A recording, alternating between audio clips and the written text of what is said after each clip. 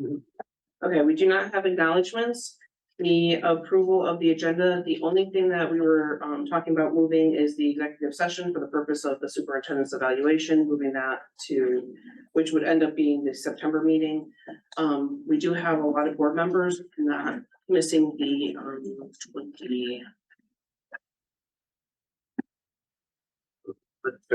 23rd, there's the 26th. So we just need to make sure that we can have that meeting with the board members if we have a quorum, but then we can only do this evaluation in September. It is the 23rd. So board members, if you're not going to be here for the August 23rd, please let us know. Maybe we can have Jen send out a doodle poll or whatever to just find out, make sure that we have a quorum for the 23rd. And so as of right now, like I said, I would like to table the executive session until the September meeting. Hopefully we will all be there. Okay. So let's go to the approval of minutes. So do we need to vote to pull that off of the agenda? That's a change to the agenda. It doesn't have to be a 2/3. Well, I thought for the executive session, when that's an executive session, you don't have to have the votes to do that, right? Yeah, you'd have to vote to go into it, you're just not voting to go. But to remove it off of the agenda doesn't. No, you don't even have to officially take Like it. the You just don't executive session. vote to go in. That's You right. just say we're not doing, because it'll stay in the agenda, you just didn't. And you can go into executive session at any time and not have it listed. That's the only line. Okay. Okay, so let's do the approval of minutes for the July 26th. I move that we approve the minutes for the July 26th meeting of the Board of Education. So Okay, any discussion on this? We do have board members online, so we will do the roll call vote. Any discussion first? Okay, seeing none, we'll go to the room. So Jaden? Aye. Griffin? Aye. Aye. Gallichan? Aye. Ford? Aye.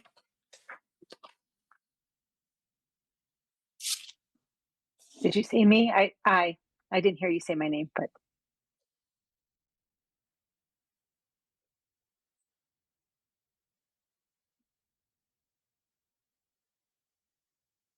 Sound is out again. and I can only see you. Can you see me? Is it? No, it's live feed, there's no. and it does look like the There we go. square's going, so just let us know if it goes out again, but there doesn't seem to be a rhyme or reason why it's going out. That yellow box lights up every time we're talking, so we can just keep an eye around our screen there. Okay. Dr. Will, so get the timer up while I read the 2-minute thing. So at this time, we're going to do the public participation. You are given 2 minutes and the timer will be on the screen. And then what ends up happening is if you are online, you can raise your hand. If you're in the room, you can come up and the owl will pick you up.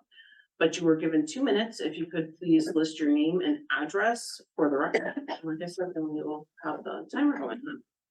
So at this time, if you are online and you would like to speak, please raise your hand.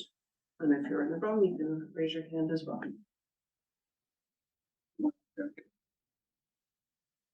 Just to be clear, I know that we have audio problems. Right now is public participation. If anybody would like to speak, please raise your hand.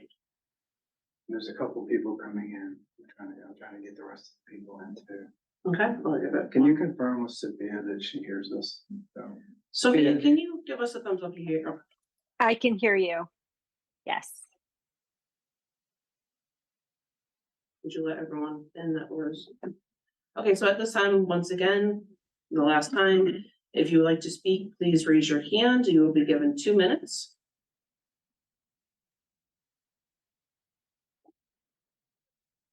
Okay. Seeing none, I will close the public participation out. Jacob is not here for correspondence, so we will make sure that we get those for next time. Points of information at this time, I can open it up to any board members who would like anything to say. Please raise your hand if you are online, and if you are in the room, just give me the eye.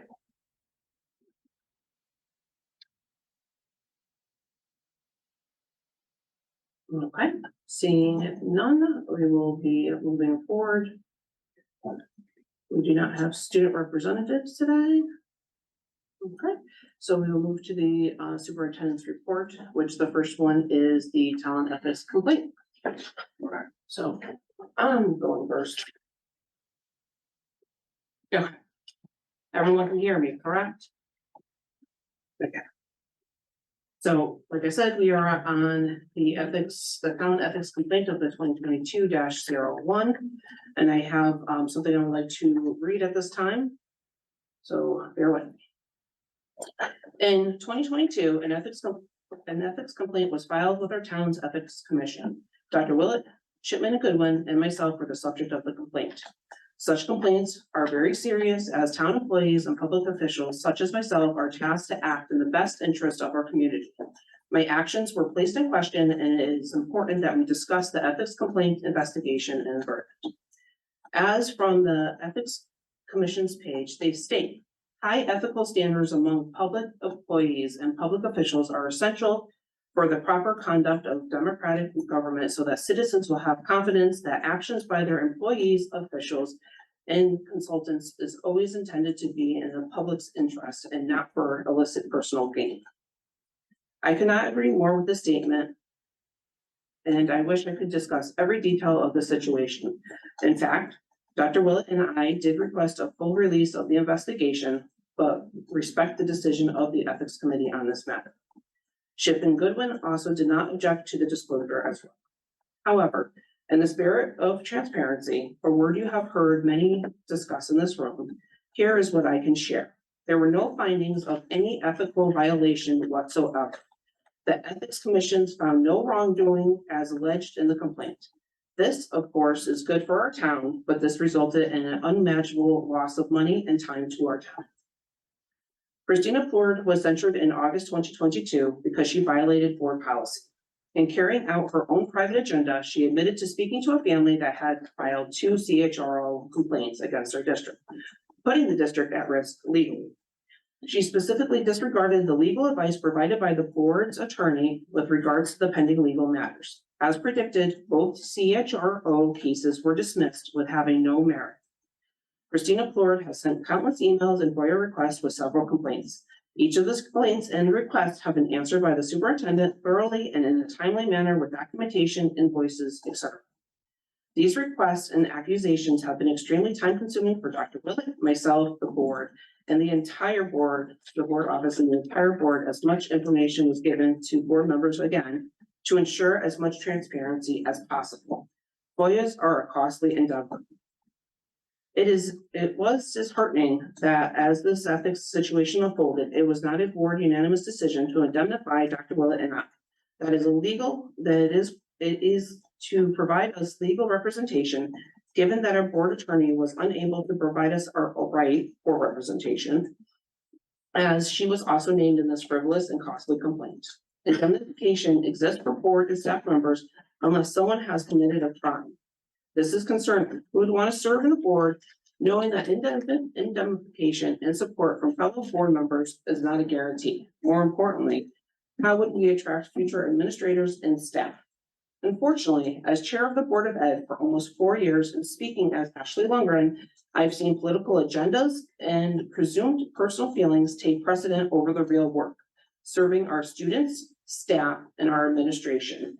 Energy and resources need to be geared toward the positive things for this town and the real work for our students, and our environment becomes toxic.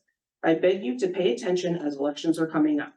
Please ensure that you are filling these seats with people who want to do the work, not with those with political agendas, personal vendettas, or pseudo unqualified private investigators. Our students are the true victim here. This ethics complaint and investigation has cost our town so much it is impossible to put a number on such an unnecessary loss. But I can say this frivolous complaint cost our town over $100,000, regardless of where it came from. End of the day, these are taxpayer funds. Every year we scramble as a board to craft and improve a balanced budget. Hours go into this process, and to think we just gave away $100,000 to lawyers. Maybe that $100,000 could have saved 2 positions that we're forced to eliminate this year. A business teacher, a math coach.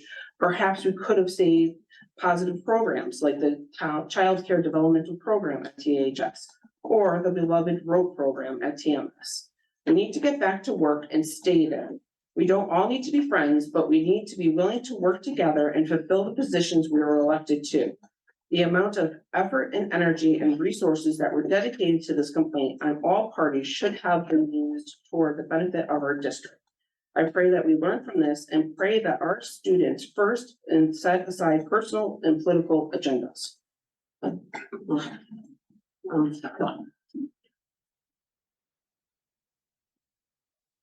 So this agenda item, this gives you some information about the complaint. This was originally provided to the board some time ago, probably about a year ago.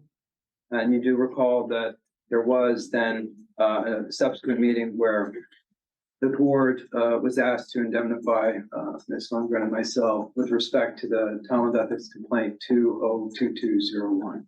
So this is a follow-up on that to let you know how that was resolved. And so, this is just to put a bookend on it, so the board is aware of how that was resolved. And reading from that, in the 620, I think, minutes of the Tolland Ethics Commission, they amended their minutes to include the decision of the TEC. So that is public, what they decided to release. And you can find that there as well. It's also attached to the back of this particular agenda item. And it basically says, based on the results of the investigation and the recommendations, the proposed findings of the special counsel, which are hereby adopted, the Tolland Ethics Commission finds there is no probable cause to believe that any of the respondents violated any provision of the code, and their complaint is therefore dismissed. So just letting you have the bookend on that, it was dismissed. The subject of cost came up. Overall cost is, as of the moment in time that we took the snapshot, it's actually a bit higher than this, is $100,579. So what's also included is that that decision, which is a little over 2 pages. So, I appreciate Ms. Lundgren's statement on it. I have some thoughts. I don't know if you have any questions. There's still confidentiality around it, so we can't really go into any details over it. I do have some thoughts about this, but I don't want to give a moment for people if there's anything else you want to ask or throw out there. You go ahead. I'd like to hear what you have to say. So it's very clear to me that certain individuals do not like me. And that's okay. I mean, that's the natural course of things. There are going to be some people that, that you may not like, or that you may not appreciate. They're something about them. The challenge in a situation like this, and at this point, I think it's important for you to know this, and it's important for this to be something that you consider, is that when people use mechanisms of government as a tool to pursue an agenda, whether it be an ethics complaint, CHROs, or FOIAs, these actions that do not require much of a financial outlay on behalf of the people that initiate it have an extremely high cost in terms of the time and financial resources of this district. This is in staff time diverted away from serving children to handle these matters. And it's in the cost of engaging, it's the cost of engaging in this for the district and the town. And there's financial costs to this, to each of those types of things. For example, conservatively, this complaint required the equivalent of, and this is on the low end, and I'm giving you a conservative estimate, probably 10 days of my time throughout the span of a year. So that's 10 days of work that I did alone. Is not part of the cost here. If you want to, that's not factored in, and that took away from the service of children. It's not something that in each of these situations, we've had a very high number of FOIA requests from this board, at least 12, and there's been information provided. Board members know that this information is provided. We have a process. You go through your committee sub-chair or your chair. It's unnecessary to do it.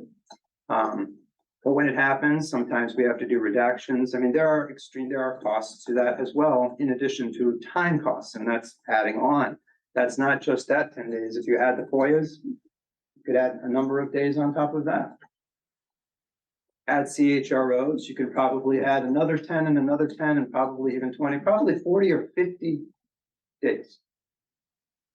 So you didn't have a superintendent dedicated to your work in this district for children for probably in the span of 30 to 50 days if you look at all of these different things.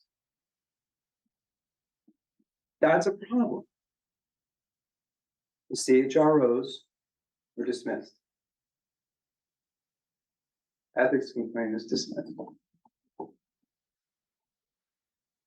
It's also going to impact your reputation as an employer. Because if you do not indemnify people in the face of things like this,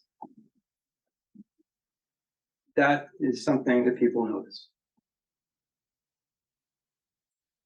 So in the future at this point, I think it's clear to me that there's a certain group of people, and if you look back through the votes and all of that, you can kind of see how it progresses.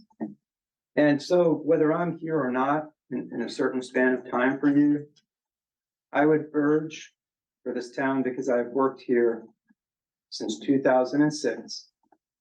Since 2006. Been a superintendent since 2014. I have never seen it like this, ever. Ever. And if I was that terrible of a person, you probably would have learned about it way before 2023. So you're sending a message loud and clear that you're not going to back your people. If I wasn't indemnified and I had to spend $25,000, that's a tuition for a year for my kid, almost. People are watching that. People know that in a church service I was mentioned. That's not something that your employee wants to have to go through. We can go into that in greater detail. Some people want to ask me about that later, we can. There are things going on here that your employees are going through that they shouldn't have to. And it's unfortunate for the town of Tolland that that's happening because it will turn people away from it. So whether I'm actually here or not in the future, which I hope to be, I've dedicated 30% of my entire life to Tolland. My entire life. Whether I'm here or not, if this kind of thing continues, where you're going to hit your, individuals, your people with these kind of activities, they're not going to want to be here. And it's a toxic situation for you as a town. And I'm not alone. I'm just going to be the loudest person talking about it because after 16 or 17 years, I care about what happens here. I care about these children. And I hope that this can be turned around in this town because if this kind of thing continues, it's going to be damaging for your future prospects of having people work here. It's going to be damaging for, the reputation in the community. It's going to be damaging for you financially, and it already has. And we're going to need to clean up the social media piece because if you don't want to be called on social media, don't post things on social media in private groups. Don't make accusations that are out of context. Things that information that is, there's many situations if we want to go in great depth that we could talk about with respect to those things. In Tolland, you have political committees that are actually posting statements and things that generally I don't think you'd find other places. That's unfortunate. It also kind of hangs your staff out there. So if there's a picture on Facebook about something, for instance, when we did the workshop on the 26th, the workshop was about the state's guidelines, basically that three hours of time spent on talking about how these are the state of Connecticut's guidelines and requirements, and but we had to do them. There was a post on social media from one of the political parties saying it was the superintendent's stuff. I don't know, between a church service where the superintendent is Tolland is mentioned, and between posts from political parties that talk about, that it's the superintendent's ideas, basically, the transgender bathroom policy. People notice that. They notice that this is how your employee is being dealt with. So I hope it can be turned around. Because if it can't be turned around, you're gonna spend more money in this town, you're gonna lose more productivity of your people, and your reputation is gonna suffer. I'm not perfect, I've never said I was, but everybody who really takes time to know me knows that I do my very best to this town, and I've given 30% of my life to them. So my plan is to continue to serve the town. That may not be in my future, but I hope that these things can be rectified so that this town can continue to prosper without all of these things affecting it negatively.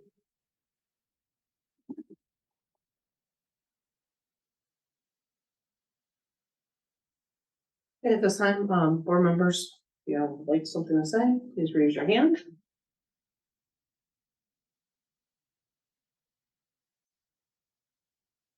Clerk? Thank you, Madam Chair. I'd just like to say, and read a statement that I prepared, and that's all I'm going to say. Lawful whistleblowing occurs when an individual provides information that they reasonably believe evidences wrongdoing to an authorized recipient. Retaliation usually follows. Screenshots of my social media posts quoting the superintendent were put on the screen at the 628 board meeting. When I asked how they were obtained, I received the following response. These paper documents scanned and attached were put in my home mailbox. There is no information available regarding their source.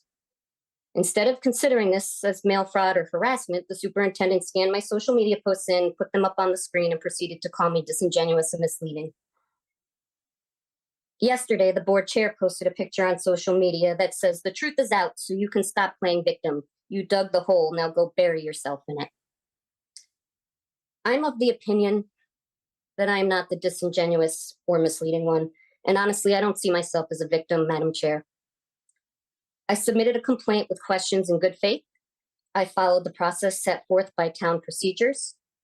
Although I can't speak to the investigation, I can say many questions and requests for documentation were sent via email to board leadership and sometimes the board as a whole prior to any investigation.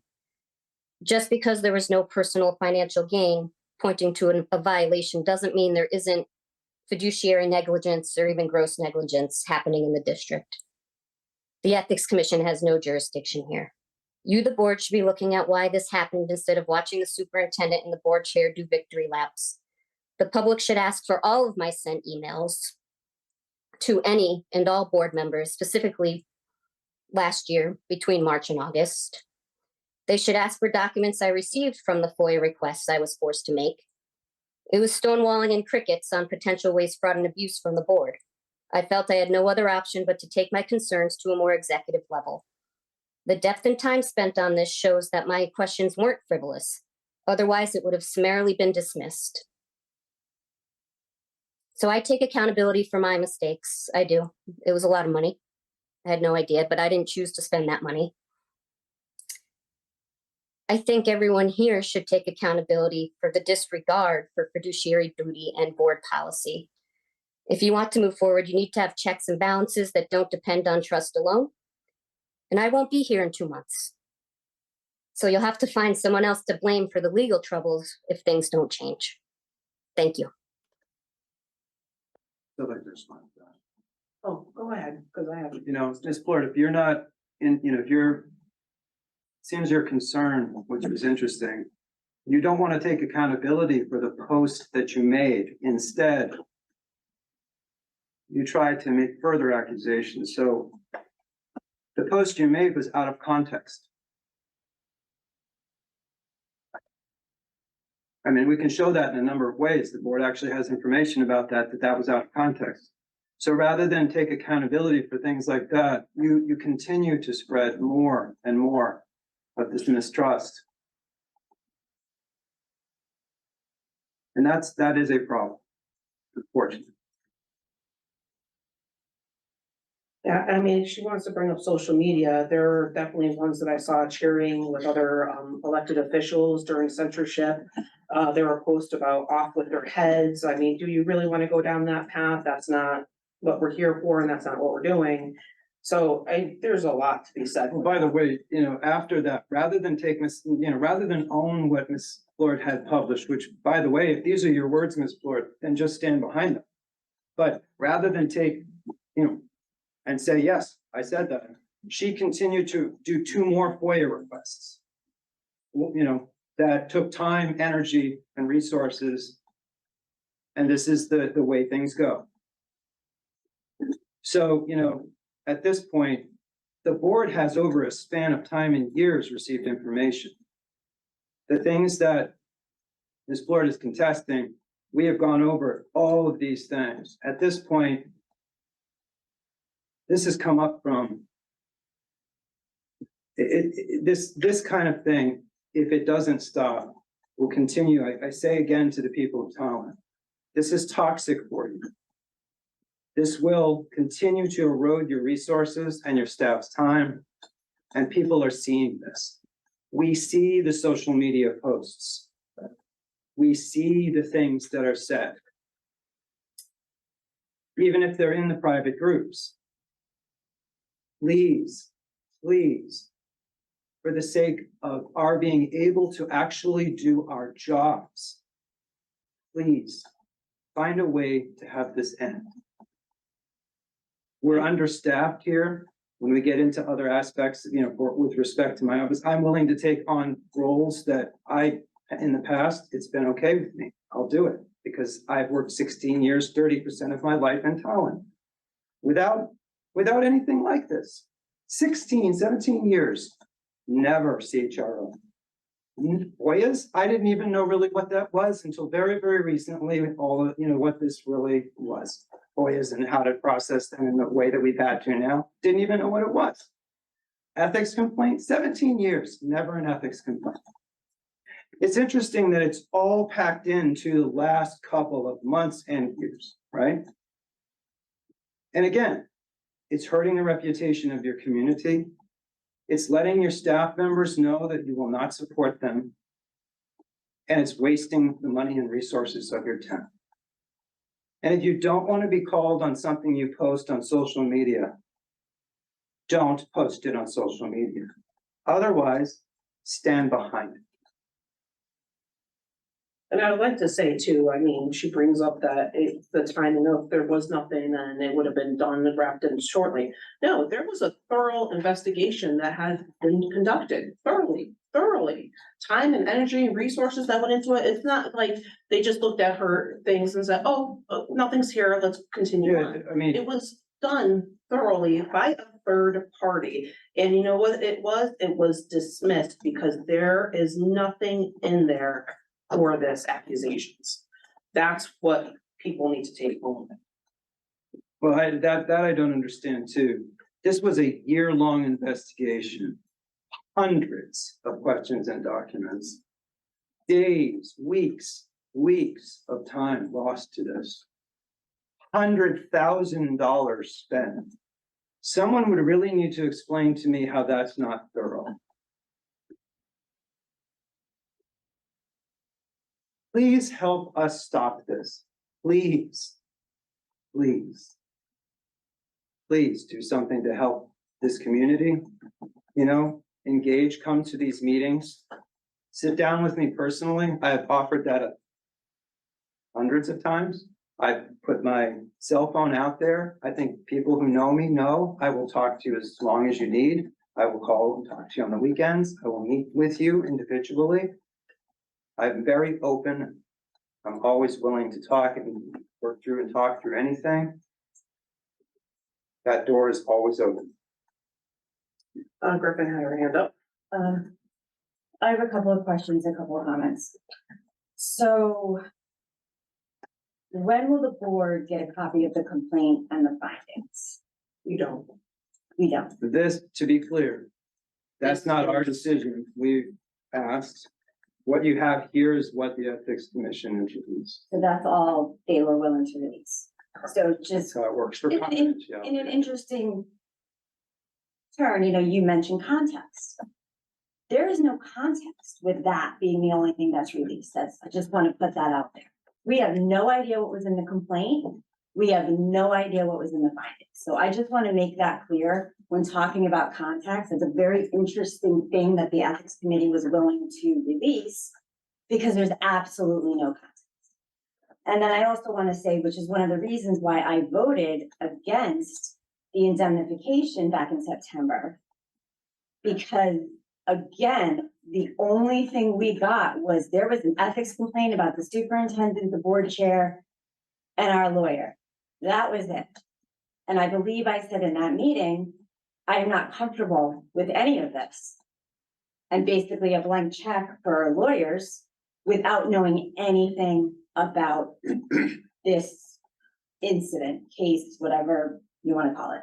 So I just want that to be noted. That was why I voted against the indemnification. So I see on here that we're talking about the $100,000.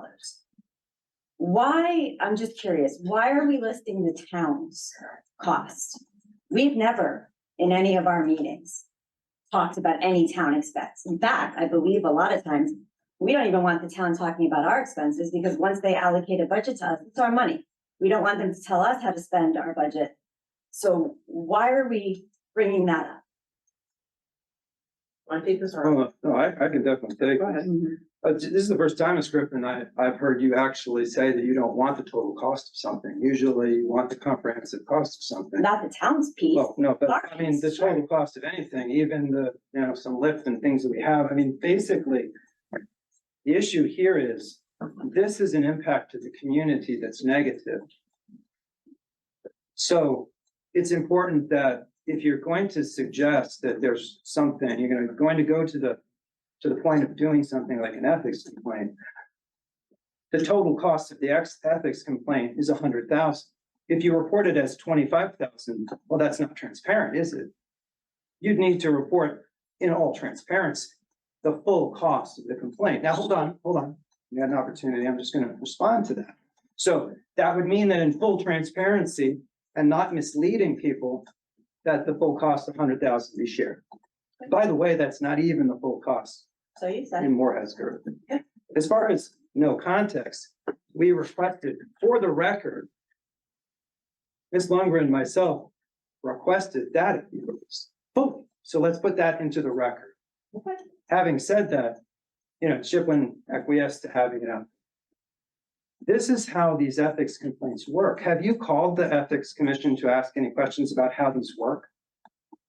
Just what I read online about how our ethics, So, the town of Tolland Ethics Committee works. so your question about, anything to doing with, your vote, not indemnifying, you didn't take any opportunity to call them and ask them how this works, because this isn't something that can be released. We can't release details of this. And as far as indemnifying is concerned, these ethics complaints, they occur like this. You're not going to get any information up front.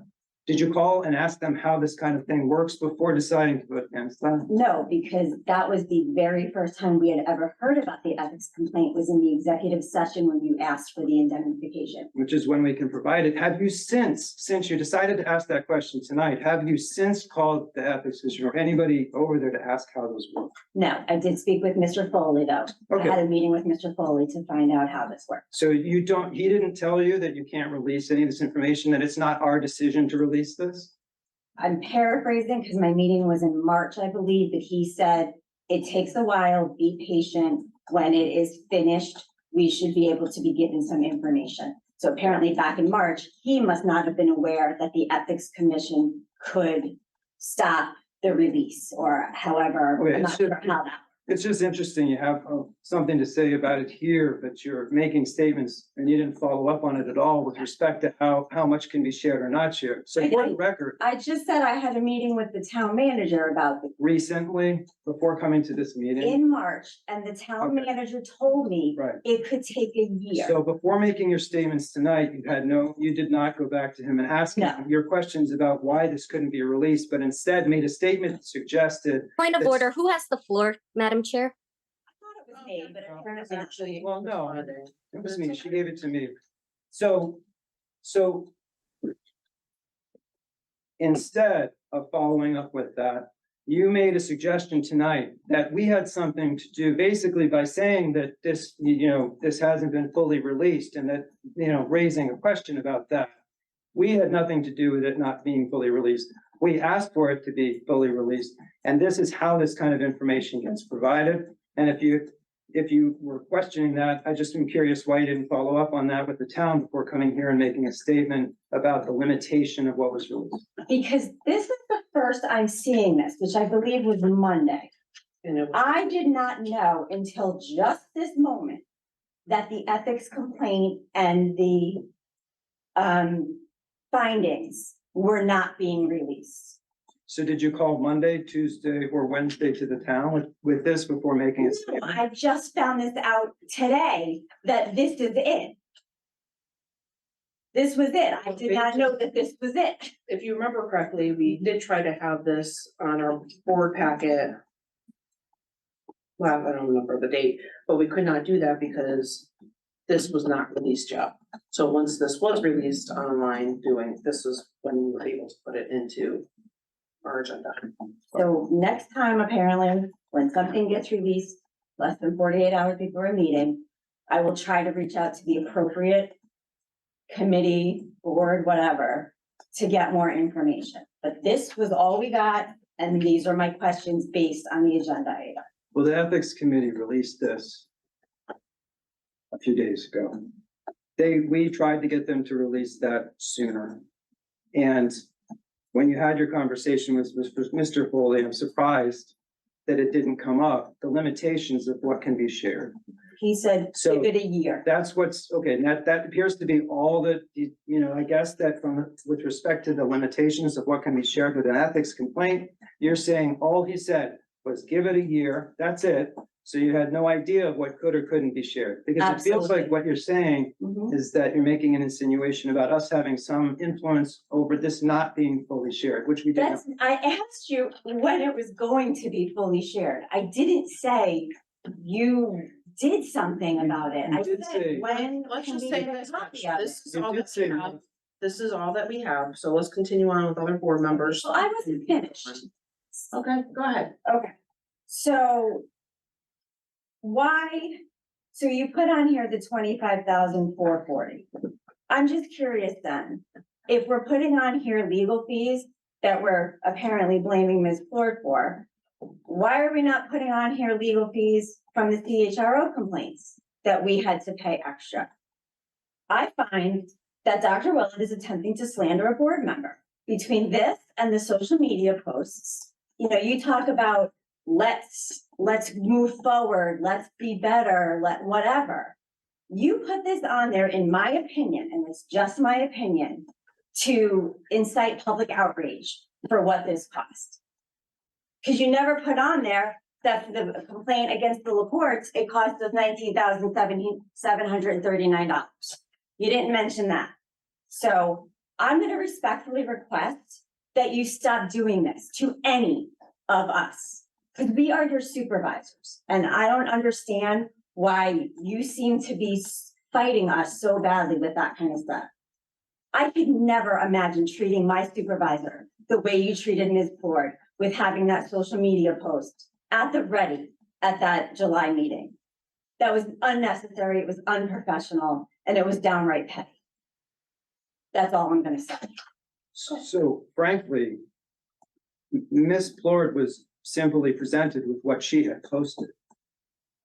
So if you're upset about that being posted, this is what she stated, that is her statement. So with respect to that, with respect to anything with the reports, the CHROs that were fully dismissed With no merit. anything that, was requested, I provided. And I would have been happy to provide the $20,000, as you say. I'd have to check your figures because perhaps there would be more that were spent on CHROs that were dismissed. And once again, I apologize to this town for what is happening here. You can see what's going on. At this point, I'm starting to call people on what they're doing. And then in desperation, they bring up things like CHROs that were completely dismissed that actually were looking for monetary things and actually did have, impacts in this town. To Ms. Griffin's own statements, almost 20,000 in her figures for something that was dismissed. I believe Ms. And there was- Lundgren brought up there was- the HRO in her speech. In this communication that, that was sparked or, circled around what some board members should or shouldn't have done with respect to communication. This board had a communication from Attorney DeRay. There is a document that is available that basically shows what the board was told. So additional pieces that came off of that had nothing to do with any actions I did that ended up costing you money and more of your people's time. You can see that I'm frustrated, but it's because at this point, when will this end? These kind of statements, why Ms. Griffin has now asked for the invoices for the 25,000 from the attorney. So we'll go and get that and produce them. But again, this documentation, it's not fraudulent. The 25,440 was spent, as was the 75,000 from the town, and we're going to use time and resources to go back and do that and get it. By the way, some things may have to be redacted, so there might be a cost to that. But here we go again, round and round we go again. Rather than taking accountability for the kinds of actions that these elected officials are doing, they're trying to deflect it and suggest that I'm the most horrible superintendent ever and I've done all these horrible things. So, people post things on social media. I can't respond. How do you expect me to address something? There were things posted by people on social media that I read board members jumping in and responding to. I never had an opportunity to respond, frankly. None of the things that are, in the CHRO can be published. So other than it being dismissed, there is no way for me to defend myself. And I'm telling you, as your employee, please stop this. I don't work for all 9 of you. I work for the town of Tolland and the people of Tolland and the children of Tolland. I don't work to fulfill 100,000 10-day losses of time and resources to this town. That's not what I'm working for. I work for the children. I work for the community, not for a politically broken board. And that's not going to be fixed by anybody but the people of Tolland. You have to fix that. And I am really sorry that that's the situation we're in. I truly, truly am. And I can't even believe I'm in a position of saying this to you. But I can't fix that piece. And between the CHROs and between the Tolland ethics complaint, we're looking at probably 30, 40 days of time gone that we didn't spend on children. If this continues, this will be the future for you. Okay, let's move on. Any other board members at this time? Just want to make one quick. Throughout this whole conversation, and going back to the ethics. And I wrote down the same quote that you did off of the ethics board page, the charge. And I just want to make it clear that, the ethics board exists to ferret out suspicions, to determine if they're legitimate or if they're not. In this case, it went through its wickets and it decided that there was to dismiss the complaint. There was not sufficient evidence, whatever, but they dismissed it. Throughout this conversation, whether it's intended or not, it's implied that the use of the ethics committee to look into this was inappropriate. And I just want to make it clear that it's not, that's what it's for. It went through its wickets, it made its call. But in no way should we try to insinuate that there was error in doing that. That if there is suspicion out there, that's exactly what people should do. Let's go to the committee and let them look through these things. Yeah, go ahead. I think you just have to take it in the totality of the experience of the previous year and possibly beyond that. To decide for yourselves whether whether what's going on with 12 FOIAs on behalf of one individual, multiple CHROs in this town, and, an ethics complaint that cost $100,000. That means there was a lot of things because it took a long time. And this board, again, 17 years of working for this town, 17 years, 30% of my life. All of this, the last couple of years. Start asking why. And I will talk to anyone. I will not divulge anything that's confidential, but I have lots of documents, lots of things that we could talk about if people want to talk about them. I'm not interested in creating condemnation. I just want this to stop. I don't want your community to get the reputation you're not going to back your people. I don't want it to lose hundreds of thousands of dollars or, 30 to 50 days of time for its people. I don't want that to be the look. So you have to decide. And I will add, with this whole thing, there is nothing wrong with having the ethics commission. The process was followed. It was followed and it was thoroughly investigated and it was dismissed. That's the way the protocol works. Okay, Jen.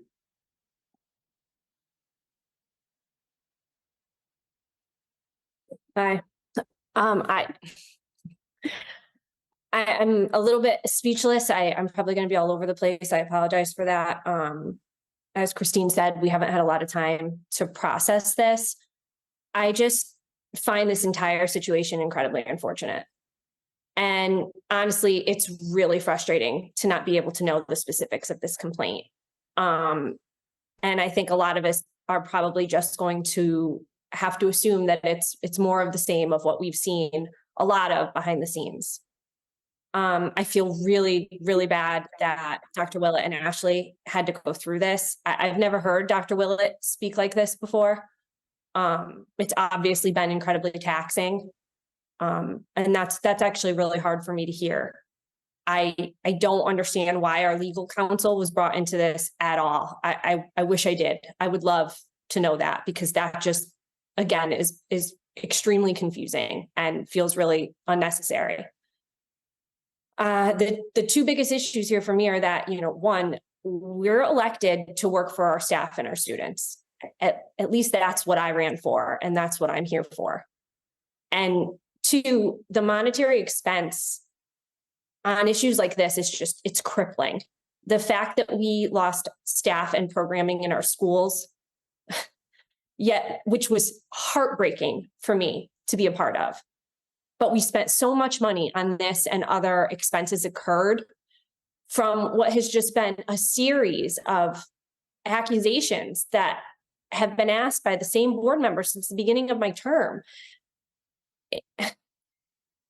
And, those questions, as Ashley stated, the ones that I've seen have been answered and answered again with documentation and invoices and thorough, long explanations by Dr. Willett. The indemnification issue that Ashley mentioned was really confusing as it happened. I couldn't understand that anyone would question having that right. And the votes to abstain were incredibly confusing at the time.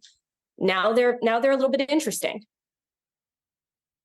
I feel like issues that I can only assume started last term have just trickled into this term unnecessarily. I keep using the same words. I know that, but in fact, my very first meeting, as soon as the cameras went off, Christina yelled at me and my caucus for something I had no idea what she was referring to. It was before me. I wasn't privy to it. I didn't even understand what the FOIA process was at the time. So it's just made it incredibly hard to get the work done that I think we all really, really want to do. I think we really need to focus on the work. Christina mentioned that she has 2 months left. You're here now. We need participation on committees, school visits, of which we had 5, meetings with administrators on budget, staff discussions. Those are the things that should be our priority. Those are the things that serve our district. Disagreements, are healthy. They're understandable. We don't all have to agree with each other. We don't.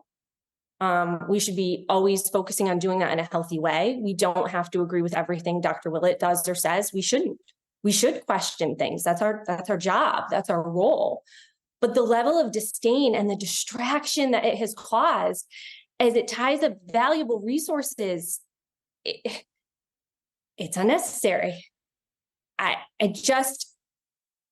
I want us to get to a place where we can work together in a manner that positively affects our kids. That's the focus here. And this doesn't feel like it. And I'm sorry, I disagree with Christine. I think Dr. Willett's the one that's been being slandered by his employers. I think that's a huge problem. And I think we've all seen it. We all get this. And I disagree with Tony. I don't think the message here is that it's inappropriate for the ethics committee to investigate what's brought to them.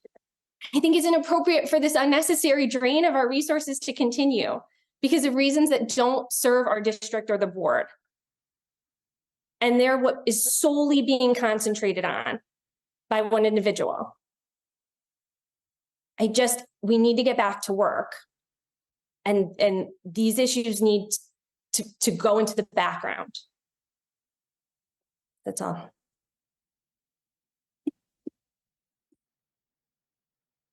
Anyone else?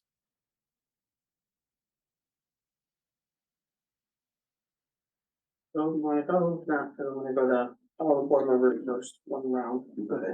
So I'm going to go to Sophia.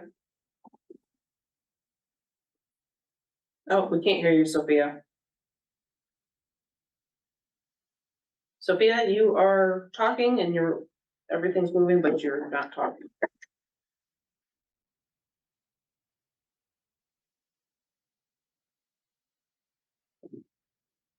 We cannot hear you. No. We heard you earlier, but we're not hearing you now.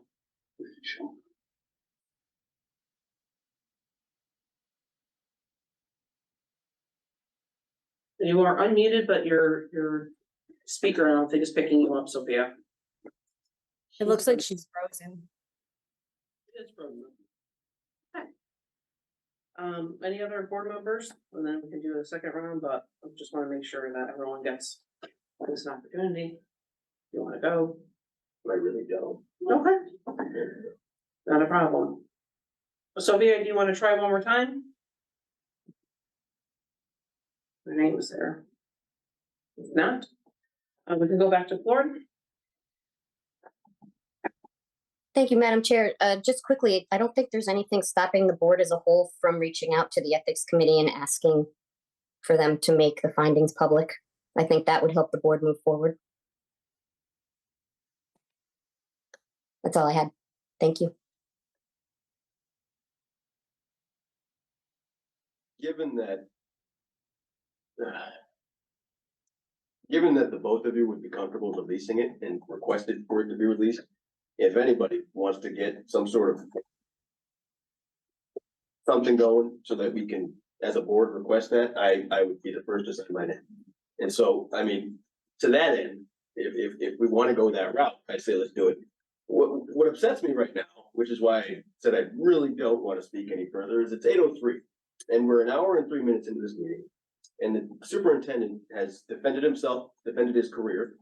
We have bashed him. We have accused folks of slander. We have accused, and this is not our realm. this is not, again, we sit in front of that Tolland, Connecticut logo.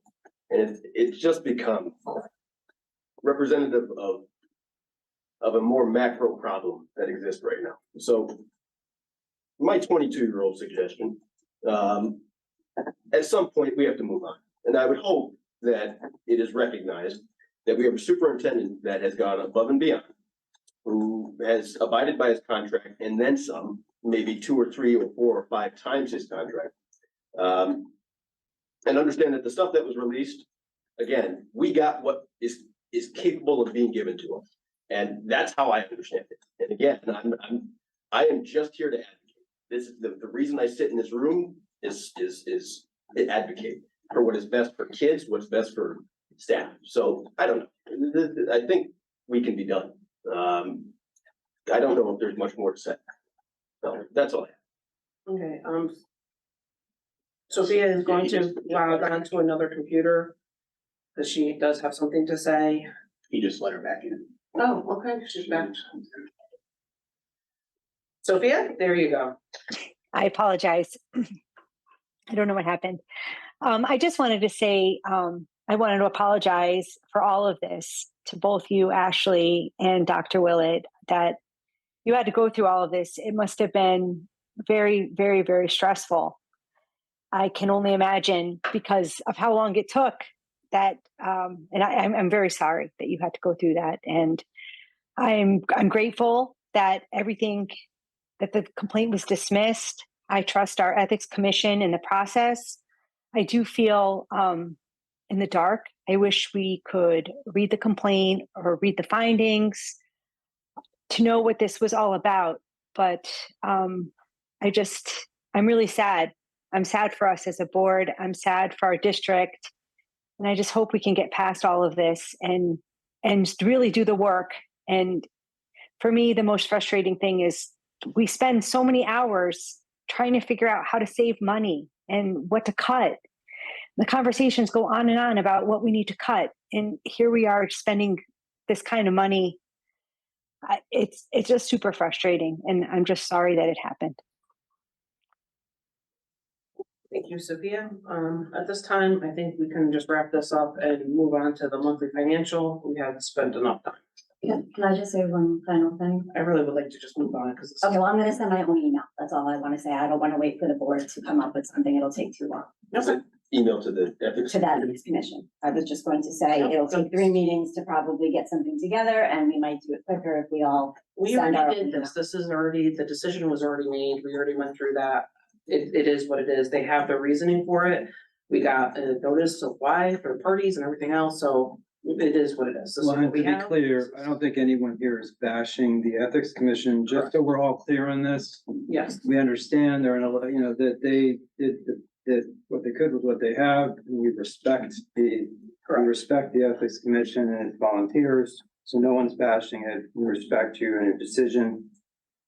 Just to make that very clear. no, absolutely. And that's why I'm just gonna close this down. We're moving forward. Let's try to be on our best behavior. Let's move forward. Okay, let's go into the monthly financial report, which we do have a special guest here. You get the bottom. So. Right, so we do have Mr. Aguilar's Espinosa here tonight. As we had said, they're 5-6 times a year for some more detailed information. And this is just this report prior to the actual end of your conversation is basically just about the monthly report that we typically have. So, to make this one just sort of quick so you can get to the other, and Mr. Aguilar's Espinosa, anything else you want to throw in there, please do. We're at the very beginning of the year, so not a lot has been incurred. There's still going to be an available balance. And so, there's not going to be a whole lot that we can say about the status of where we are at this moment in time. But just so you're aware, it's about $5 million that we have at this point that's available. A lot of things are in the process of being encumbered, as you're aware of the standard operating procedure. every Maybe year. change out the Oh, yeah. thank you.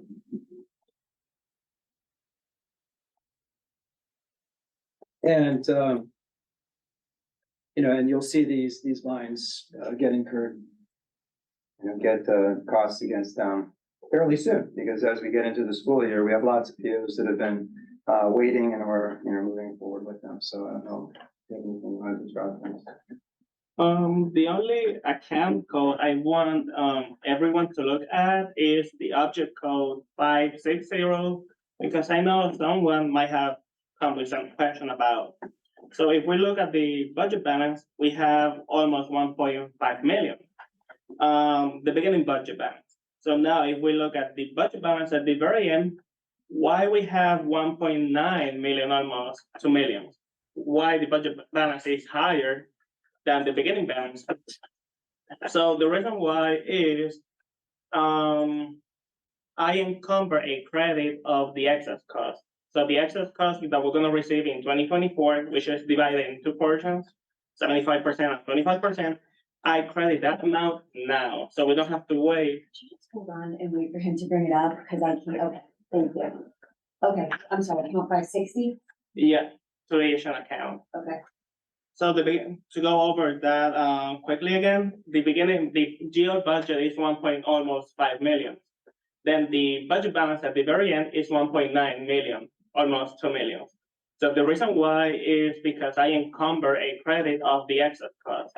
I don't want to wait until 2024 to credit that account for the excess cost. That way we avoid seeing a deficit in the budget during the months of maybe November and December.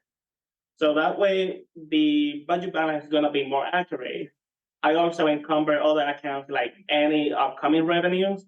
So that way we don't have to wait until the month of May and June to find out how much money we have left over to spend to close the year, because by the time we get to June, we don't have enough time to spend any surplus. And wasn't that what the accountant had said when they came to do that? That was one of the auditor. That was one of the recommendations of just putting in the I used to do that when I worked at the other district, so I didn't know they made that recommendation. I believe it was. So Aaron's doing a great job going through. He's got a tremendous amount of experience, brings a lot to the district with respect to that experience, and he's, making some adjustments so that it aligns well, and that it reports out correctly. So he's doing a great job. I only hear good things, don't worry. Go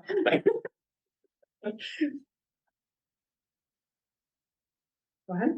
Hiram, when we look at the, more detailed appendix F in finance, will that credit for the excess cost, does it have its own account assigned to it that rolls up into this, or did you post it directly against? Basically, all the object code that go from 560 to 569, they are rolled into that account that we see in the object summary.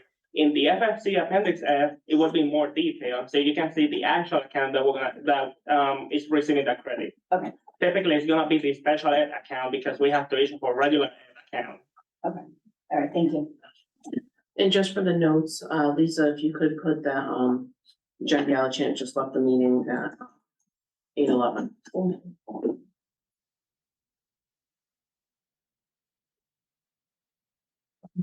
You mentioned that there are a couple other accounts where we did similar things. What accounts are? The stipend revenues. What happened if let me go back to the budget summary. The account code 150, it has other revenue accounts that we have, we collected for pay to play and pay to participate. For the club and the student, we collect some revenues. So it doesn't show like a credit balance in this account, but yeah, we do expect some revenues. And this is part of the board packet. So the physical packet, or you can blow this up if you've got it at home. There's only so much I can blow it up here. Like when I do stuff to blow it up, it just kind of moves to the next page. So you can zoom in on it if you're down with the board packet. And Ms. Griffin, we'll look at appendix F and FSC. Yes. Yes. Any other questions about the monthly financials? Okay. Let's move on to the end of the year summary.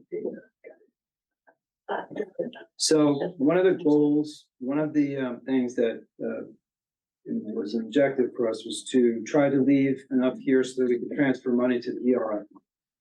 And so that the ERF would have at least 150,000 if we could, to replenish some of the use of the ERF fund. So we were successfully able to do that. We were kind of, really careful as we approached the end here because we did have a lot of, and we talked about some special education impacts and so on, that we wanted to make sure we weren't left in a negative position on. So we're careful about that. You can see kind of the over-unders in these categories, followed by the sheet behind it kind of gives you more detailed look at it. And so, we were successful in getting that 172 to try to make up for and replenish the ERF while we were able to get through kind of a tough year from the point of view of staffing and things like that. Coming out of COVID, we have a great staff rate right now, 0.4% of there's only a 0.4% vacancy for teachers, paras, we're still trying to get more of them. But that did impact us throughout the year more heavily. Was more than that, earlier on. So we had a balance there that actually helped us a lot. But Aaron, do you want to, Mr. Plazas, do you want to kind of go over each? And let me just pinpoint, Dana said she's on the meeting now, so please just tell her that she entered it. 8:14. Okay, so the budget balance at the end of June 2023 is 172,499 with 58 cents. The main reason is, like every other year, we have a lot of accounts that goes under budget and a lot of other accounts that goes over budget. The biggest account that was under budget was the salary line.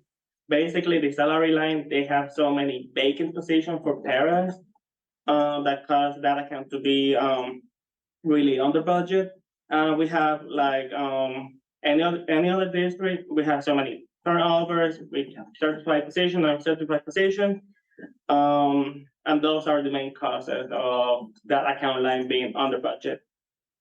So because we have so many vacant positions, it means the sub account line is gonna go over because we need more sub to cover. For 150 stipends, we collected less revenue than what we actually anticipated in pay to participate and pay to play. We filled some vacant positions with higher staff with curriculum related costs.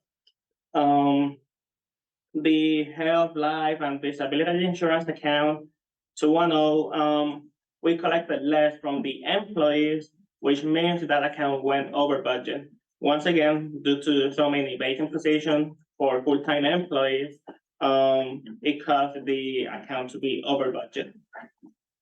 FICA, which is Social Security and Medicare, because of the vacancies, we didn't spend 100% that account, so we ended up being under budget. 320 professional education services is over budget, and that's because of special education services needs and training. For the legal and audit fees, some legal fees that we didn't plan for happened, so we ended up being over budget in that one. Tech services, so services for maintenance, IT services, software. So it caused the account to be over budget. Student transportation services under budget. So additional excess cost was collected. Funds recovered for special ed transportation, funds recovered for regular ed transportation. Tuition is over budget. Excess cost normally is split between 75% tuition, 25% transportation. So it causing the transportation line to be underspent and the tuition account line to be overspent, which it kind of offset each other. Supplies over budget due to the need of study supplies. Of course, like any other kind of supplies, The prices went up due to the inflation that we're living every single day. Instructional supply, same scenario, over budget. So at the end of the year, we bought some palette of paper, replacement calculator, again, supplies price increase for pens, paper, paper clip, custodial supplies. Then we have equipment, which is over budget. So we got some desk, shelf replacement, student desk. We got a new vehicle for the SRO. We got cameras and special ed, equipment. Okay, thank you for that. Any questions? Out of curiosity, the transportation services, about how far under budget is that? Approximately. If we go to the next page, we can see that the 510 is underspent by 484,000. We applied 25% of the excess cost to the transportation line, which is roughly 225,000. I don't have the exact number, but it is around that range. And because of special ed student enrollments, we don't have control of which direct services we need to provide them. So we need minivans that they provide one-to-one services. So because of that, we didn't spend that money, so it was way under budget. We got lucky in that we didn't have certain things and we were against it for certain items. Yes. We don't have control of the enrollment for the students, so typically when we budget, we have an estimate based on what happened during that school year. Right. But we don't have control of what is happening during that fiscal year. And they're based on what we project and what we see as what we have going into the next year. So we were fortunate and it helped us balance out the other line.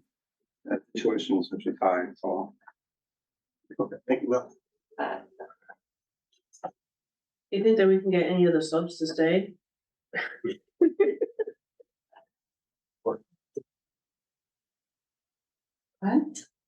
So with the 172 that we ended up left over, so I know we talked a couple months ago in FFC about a spending freeze.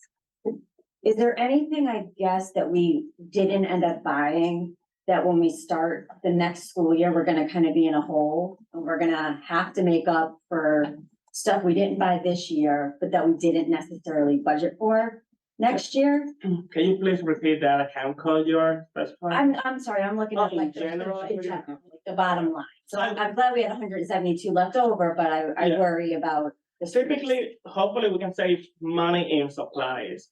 So we got end of year supply, so like I said, we got a pallet of paper for each building. Mhm. So hopefully that will offset a little bit of what we have for this current year. Because this current year is gonna be a challenge, because we only got 3% increase, and the budget is very tight, we don't have control of special ed need. So basically, we are crossing our fingers that special ed expenses will stay within the budget limits.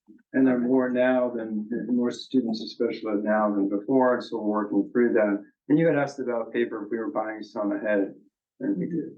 Yeah, I guess I'm just more concerned, like, did we end up putting a spending freeze like on workbooks or textbooks that now we didn't budget for them, but now we have to buy them because we didn't buy them with the budgeted money here because we had to put the spending freeze? Well, we froze at a certain point in time where a lot of things had been acquired, and then there was a period of time where we were just watching it very carefully, as you know, so that we were, careful not to go negative or something. Okay, So then, when you get to the very end, buying paper, buying what we can is, a way of making sure that we offset any impacts for the year. But as Mr. Espinoza said, we are really worried about the potential for special education costs really haunting, impacting us into this year too. So, we're keeping a close eye on it, may end up having to do something. and I don't know if you know this, we could talk about it next week. Where did our ERF end after this budget? Because now at least we're adding this 172. Well, when we can't add that until, what we'll do is we get to December, January, we something. make our official request and then it gets added back. We'll be in the 300 or 400 somewhere, like Okay, probably by the end of it all. We got to see how it bangs out. okay, so that puts us in a better position than we thought. Right, where you want it to be. Yeah. You know, where you want it to be was to try to use some of that to boost that up, and we did exactly that. Okay, thank you.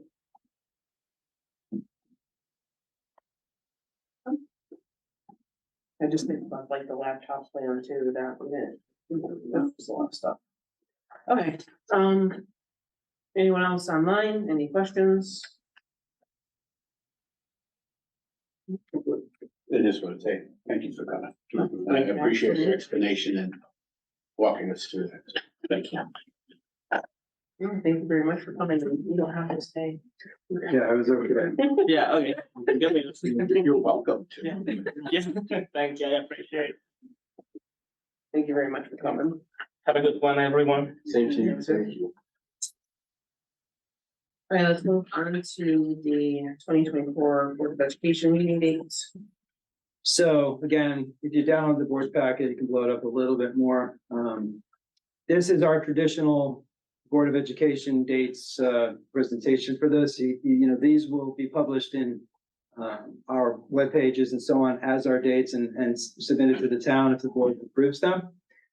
Two things that I was asked to bring up was that we typically have been canceling the April one, or at least there's been conversation about that because it tends to fall right about in that spring break zone. And the other one that I was asked to bring up is considering that July 2nd and July meeting, because those typically are either very low attendance because people are on vacations or, you know, or they, you know, or they just, they have in the past been taken off. So, you know, to me, it's one or the other in July. July 10 personally, I think is closer to that July 4th weekend where I know a lot of people take it off. So I'm pointing out that you could take action at this time or choose not to, because to me, it doesn't matter either way, I'll be here, but you have the option of taking those out now. And then you don't have to go through the process of doing that later, entirely up to you. But when you get, you know, at this point in the year, you're generally going to take action so that we can then provide these to the town.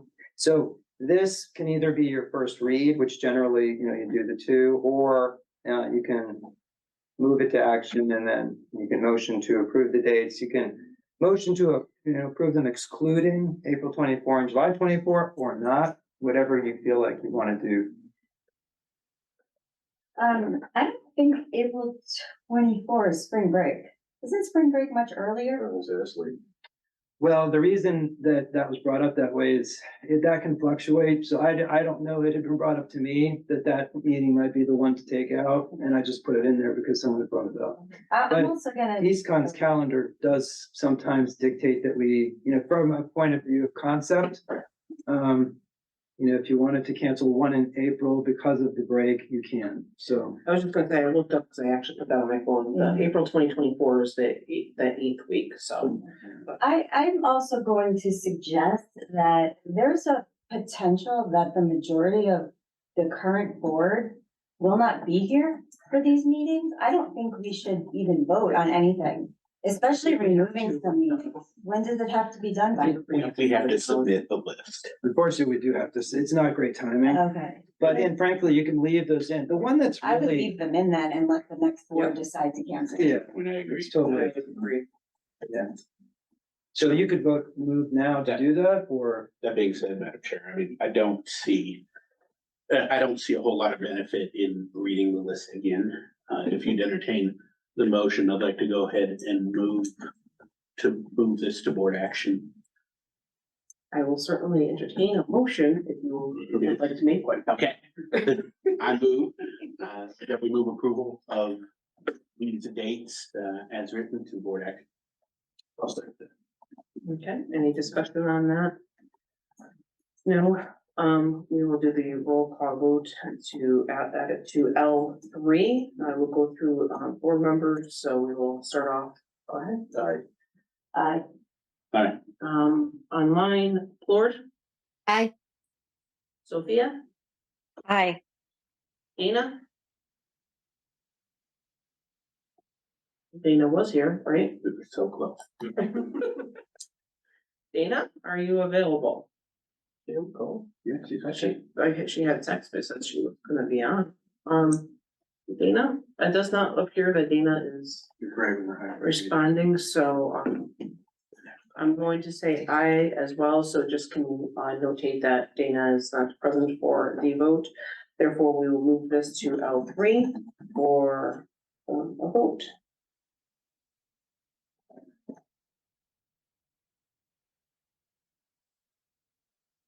Visual feeds, okay. Committee and liaison reports, what do we have? It's summer now, I still think of like, everything was like canceled. You have a meeting next week, you had policy last week. I don't believe we have anything else, right? Oh, negotiations are ongoing. And they're long and fun. Okay. Okay. Chairperson's report, I would just like to say that since I'm definitely not gonna be available for next meeting, and once again, if board members can ensure we have definitely at least 3 members out for that meeting, just ensure that we're gonna be here to have a meeting and quorum. But I just wanted to wish all of our students a great first day of school, since we're not gonna be here and it's already that time, the end of summer kind of feels a little rough. But that date is creeping upon us, so, enjoy the open houses, enjoy getting to know all your new friends, and we shall see you in September.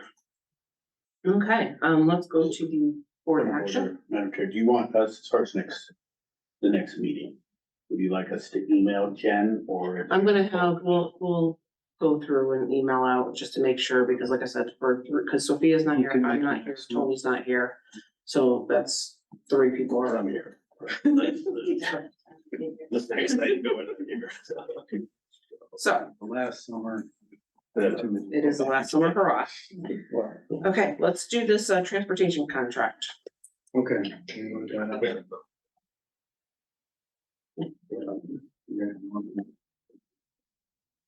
All right, so it's a culmination of a lot of efforts with respect to the transportation contract.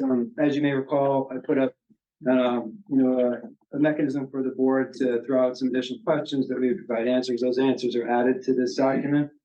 And as a reiteration, these are some things that we had talked about before leading into budget season, but year 1, 9.5, year 2, 8.75, year 3, 5%. There's an optional year 4 and 5 if the board would want to take and do that. That's totally up to the board whenever that time comes.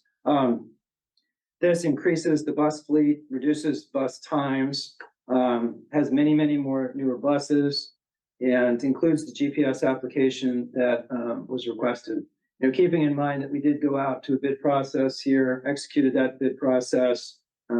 First Student is our contender and has done an excellent job, putting together a package. We did have Shipwin and Goodwin working on this as well. So our attorney was involved to make sure that everything was in alignment and that we were also, working in due diligence to make sure that the deal was a good one. And, compliments to First Student, because I think, they did work in due diligence and good faith with us.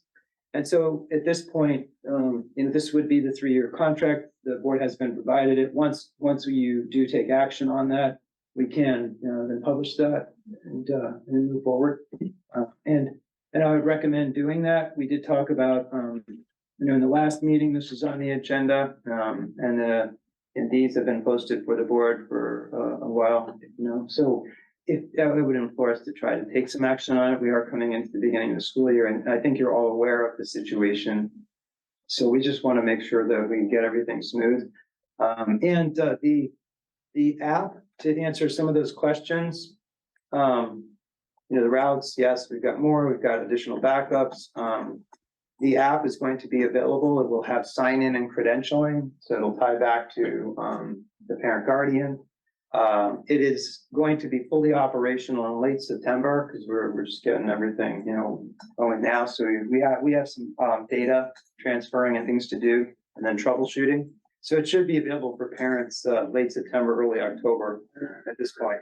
But then they'll be able to look on the phone and see where the buses are. And again, it's credentialed, so it would only be parent guardians who can do that. How are we defining bringing them on time? I'll be notified if anything is delayed 15 minutes or more. anything that arrives, generally they have to arrive 10 minutes before school begins and pick up within 20 minutes. That's pretty standard. They shall be, and notice the shall, they shall be required as directed by and at the time specified by TPS. So when we do get the, printout of when they're supposed to be, where they're supposed to be, it's the expectation that the bus would be picking up the child at that time each day. And if there is a deviation from that I would be notified, and especially if it was going anywhere and beyond the 10 to 15 minute zone. And that would be something that would then be considered by me not to be on time for that pickup spot. And they're working and have talked to me that they talked to me about and communicated with me in a manner that suggests that they fully understanding that. So we should, because of how it's been structured this year, be able to, have, fewer issues with respect to that.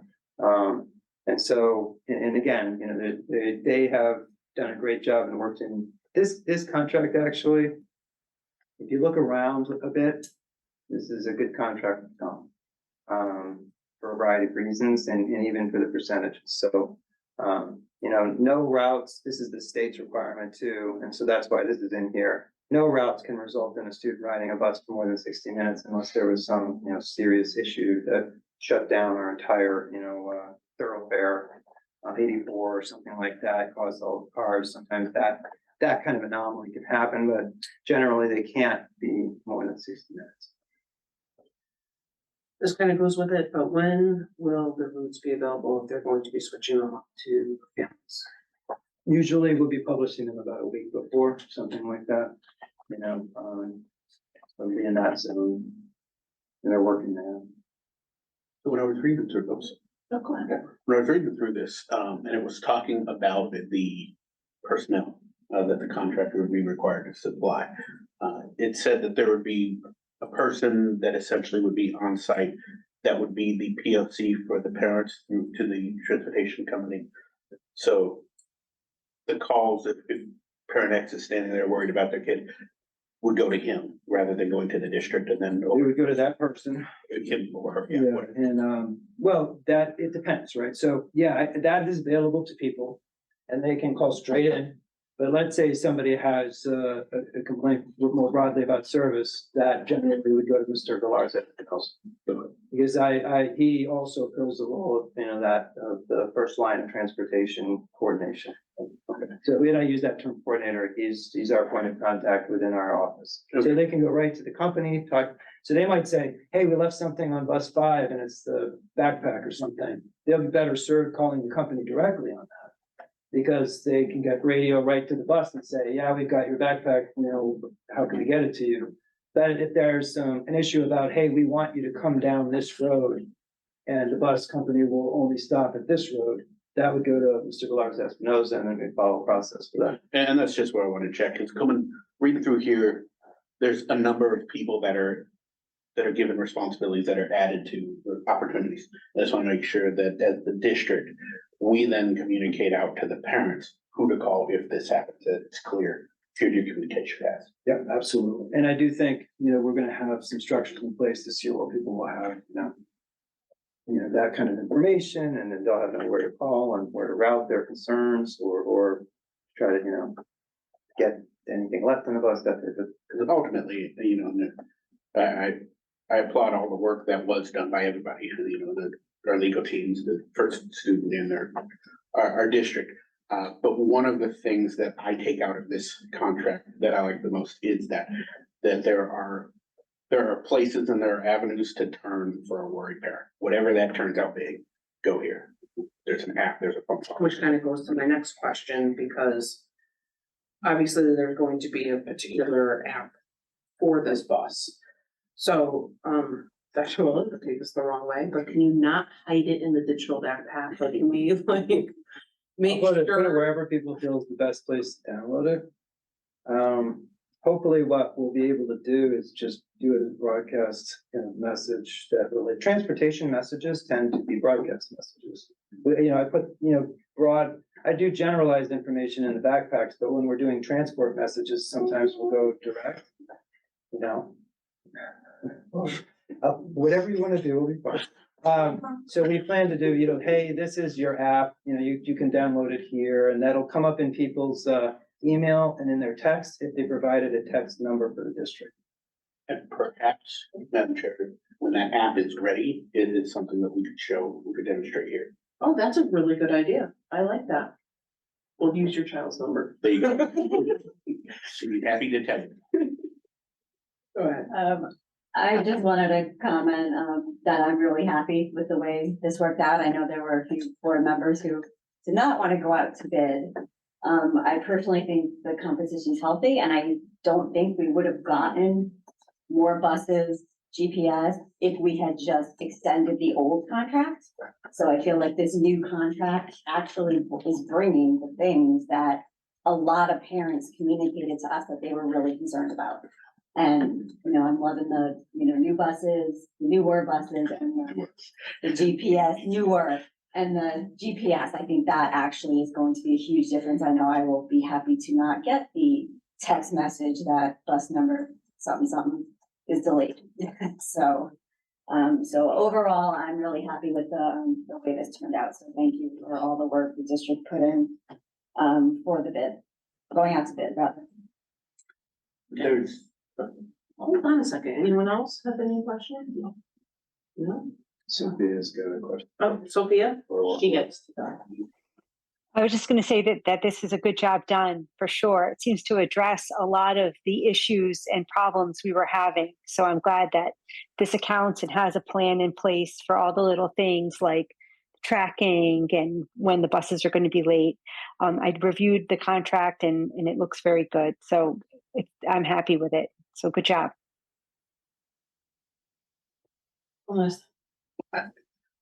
I'll put written in here, Dr. Willett, are a number of metrics that are gonna be tapped either by the company or by your office.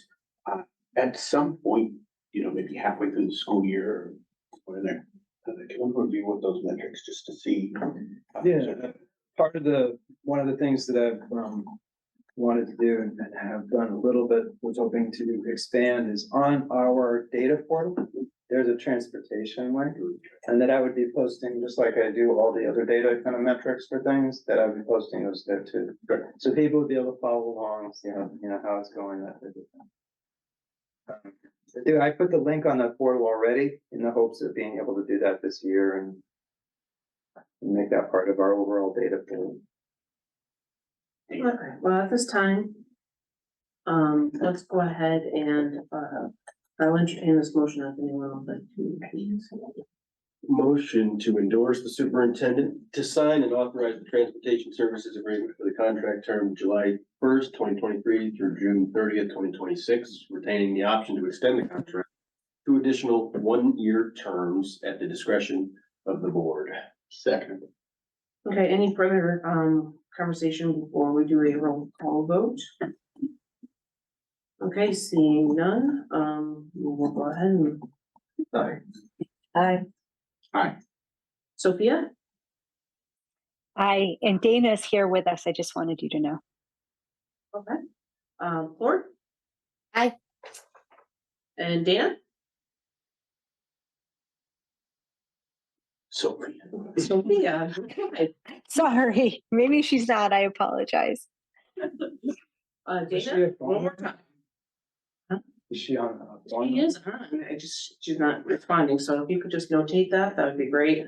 I'm an I as well, therefore, this passes and our kids have buses. Yeah. So they can go to school, and they will be tracked. Okay. Number 2. COVID. All right, so this is kind of a only checking the box in all frankness.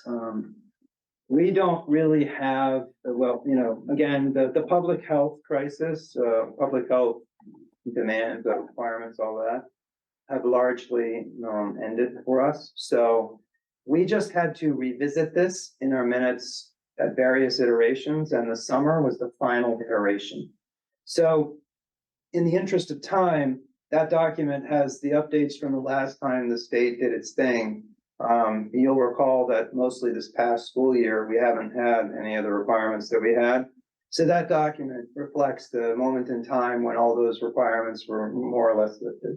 But we needed to have it on our agenda this last time so that we checked the box. Because the grants required that it get revisited at certain, iterations. So this is it. We won't see this again. It's merely on the agenda so that we actually made sure we fulfilled that final I requirement. thought we voted on all other ones. We didn't? No, because we were given that, direction of what to do. We couldn't vote, We just had to, EPH, couldn't vote to do something different than EPH. we had to use it. No, that somehow happens a lot. So that- So, so this is really just for the matter of grant, for the matter of making sure that, we follow, I don't think they would frankly even police this, but this is just a matter of checking that box so that we don't run into any issues when it comes time to, wrap any of that. There's nothing hidden in here about bringing masks back. Mr. Holt, did you say you want to bring masks? I found every state. No, there is nothing, absolutely nothing about bringing it. Nope, that is hopefully part of our distant history. Very And we don't have any kind of. Hopefully, none of us will have to go through a pandemic, again. Okay, moving forward, let's go with the dates. So back just to that language, just take off the piece that talks about the additional dates. Yeah, I think we're just gonna adopt them as is, not And you got better. take out the excluding dates. Motion to approve and adopt the 2024 BO Board of Ed meeting dates as presented in the August 9th, 2023 Board of Ed meeting. Second. Okay, any further questions about this prior to taking a vote? Seeing none, we'll go ahead and do a roll call vote. Aye. Aye. Tony? Aye. We got Sophia, Aye. Lord, Aye. and Dana. Aye. Okay, and I'm an aye as well, therefore, the dates are as is, and you can just take off those yellow pieces. Yeah, we're just gonna submit them for all dates. Okay. Okay, so at this time, if you get the timer up, it is for public participation. If you could please, raise your hand, you'll be called on. And then if you could list your name and address for the record, you'll be given 2 minutes. And the timer will go off when it's over. Well, give me a second Yeah. here.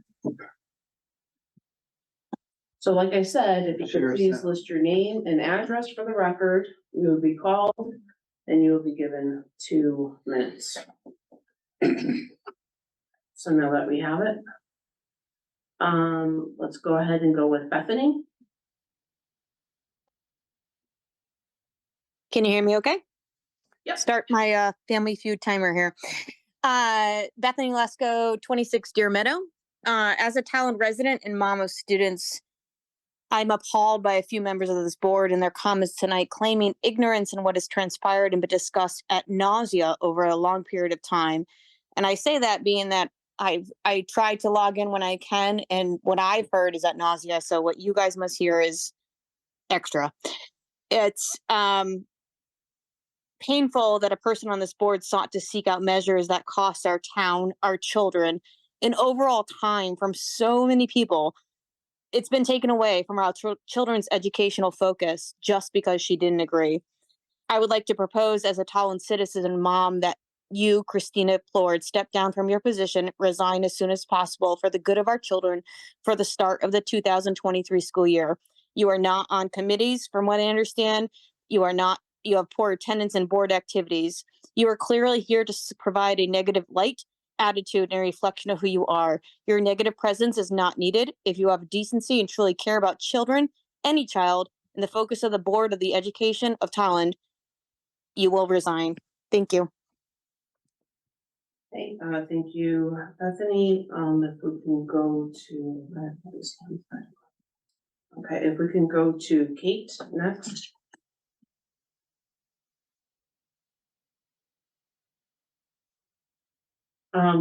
Kate. There we go.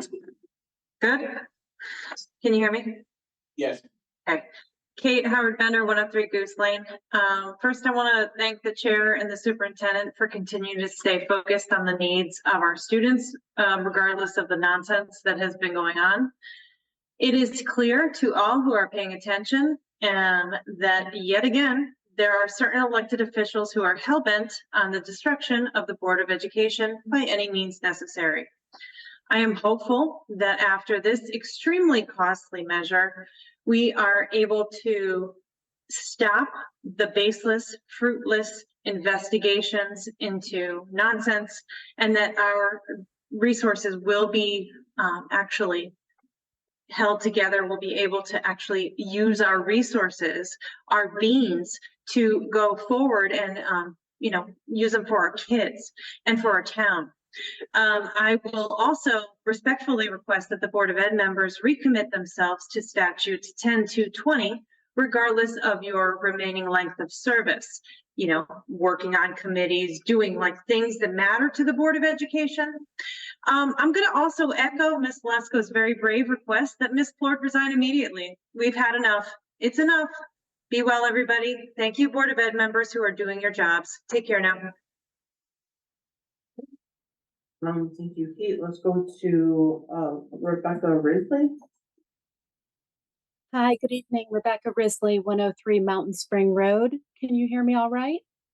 Yep. Thank you. As a show of respect to staff and residents, Ms. Plord should resign or be removed effective immediately and allow for the board to do its important work for our students without being under a cloud of toxicity.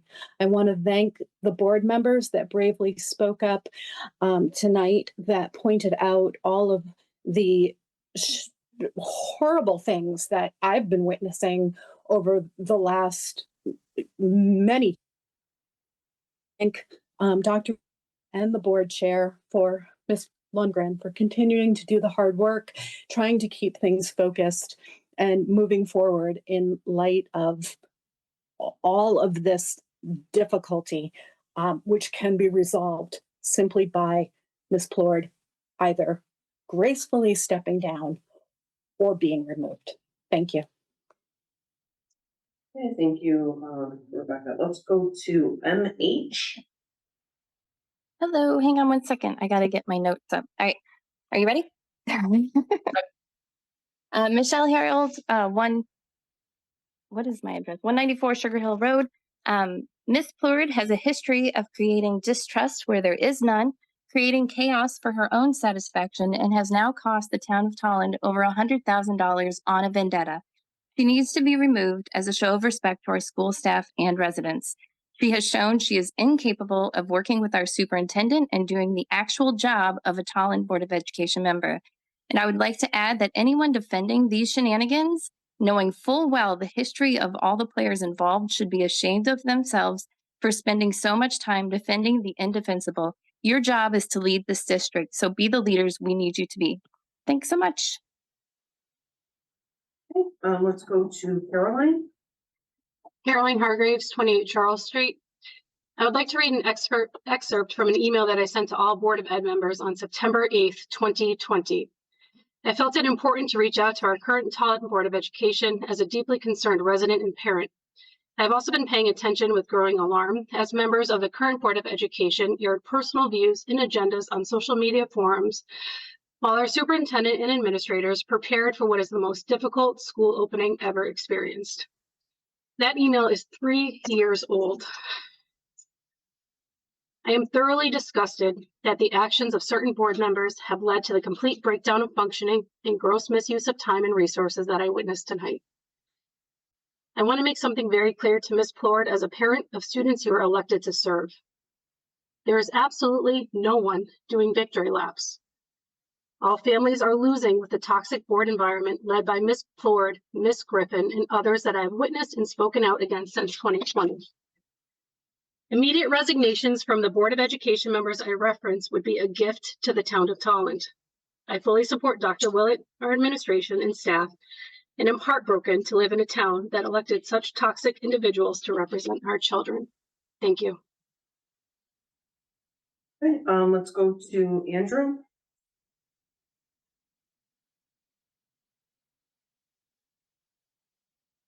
Andrew Mangiafico. Okay, we will move to, Had a mute issue there. Can you guys hear me? yes, Sorry about that. Apologize. Andy Mangiafico, 7 Lorraine Drive. Thank you, everyone. I just want to, first of all, thank everyone for all the work that they've been doing. And just address Dr. Willett for a second. It was said tonight that the board are your supervisors. If that's the case, shame on some of you as supervisors. Can any of you imagine if your supervisor treated you this way? If your supervisor undermined you and attacked you every step of the way? If your supervisor went on social media and attacked you and spread vicious lies? If your supervisor was in a private group and watched people lie about you, trash you, and yet stood by and did nothing to defend you or correct the record? You would be fired for creating a hostile work environment, which is what this sounds like. We can't fire you, but maybe you should just step down for the good of Tolland if that's how you treat those you supervise. It's pretty ridiculous. You might be Dr. Willett's supervisors, but we are your supervisors. And this conduct shows exactly how terrible your performance is. I may not have been paying as close attention before as I should have been, but now I and many others are indeed paying attention. I can promise you that, to your performance. Dr. Willett, thank you for everything you do. And I'm sorry, but some of your supervisors seem to act more like your enemies and treat you accordingly rather than your supervisors. I do agree with the previous statement made this evening that we need serious people who want to do the work and not people with their own personal agendas, petty grievances, or stupid partisan politics. We have elections coming up and people are paying attention. I can promise you I certainly am. Thank you. Okay, let's go to Lisa. Hi, Lisa Day Lewis, 63 Tolland Green. I just wanted to come on and thank Dr. Willett personally for the support and the dedication he's shown to my family. When I moved to town, my son had a very difficult transition into the public schools here, and he was pretty much the only person that would listen to me and take time out of his busy schedule to make sure that we had the supports to get us through a very challenging time. And now my son is here and thriving and is going into high school and looking forward to being a student in Tolland. And I owe that 100% to Dr. Willett and his dedication to our students. So again, thank you. And I'm glad you're sticking with us despite this adversity and the obvious challenges to a very difficult position that you're in. So thank you. Let's go to Deirdre. Hi, Deirdre Goldsmith, 21 Marlborough Glade.